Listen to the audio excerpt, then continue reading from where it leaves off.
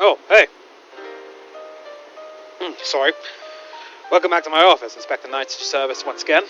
Sorry, I'm a bit busy right now, just looking over some documents.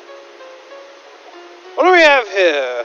Old police report dated back to September 3rd, 1920 by one Sergeant Payne. Ranked 27th on the force, let's see here. Report of 1st Avenue Station Central. Let's see here, what does it say?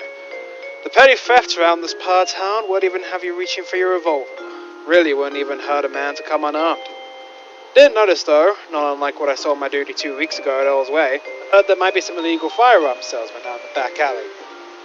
It wasn't too stressful, not much else to report about, just that the music playing outside the record store was just dandy.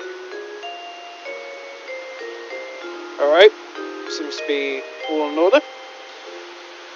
Sorry about that. What did you need me for? The Uncut case? Let's go right into it.